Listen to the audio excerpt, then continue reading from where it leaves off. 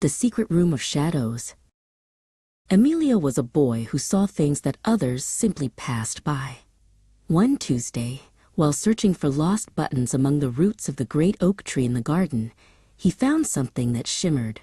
It was a tiny silver key, hidden inside a cozy nest of green moss. The key didn't fit any lock inside the house. However, it fit perfectly into a small wooden door that Emilio discovered behind the thick ivy on the courtyard wall. As soon as he turned the key, a sweet scent of vanilla and old books drifted out. Inside the door, there was no darkness, but a strange bluish light. The room was huge and filled with hats and umbrellas that flew slowly through the air, as if they were swimming in water. "Where are we?" Emilio whispered, breathless with wonder. Then, the strangest thing of all happened. His shadow, Shade, suddenly detached itself from his feet. Shade stretched as if waking from a deep sleep, yawned, and began to dance on the walls, completely independent and very happy. "Come on, Emilio, look at this," Shade seemed to say through his movements. He led the boy to a large library where the books didn't have paper pages, but were made of frozen moonlight. When Emilio touched a cover, the story began to whisper all by itself. In the corner of the room stood a giant grandfather clock, but its hands were turning backward. Every time the clock went tick, a broken thing in the world became new again.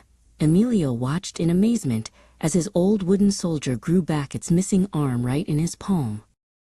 Shade found a shadowy hat hanging from a cloud drifting across the ceiling. He put it on and instantly transformed into the Shadow King. With a majestic wave, he ordered the flying umbrellas to form a bridge so Emilio could cross a river of melted silver. Suddenly, through the wall, Emilio heard his mother's distant voice calling him for dinner. The small wooden door began to flicker and turn transparent like a cloud. "We have to leave quickly," Emilio shouted, seeing the way back starting to disappear. Then, Shade grabbed Emilio by the hand with strength.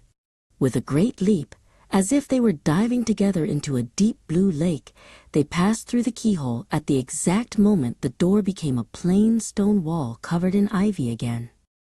Emilio found himself back on the garden grass. Shade was stuck to his feet again, quiet and serious as always.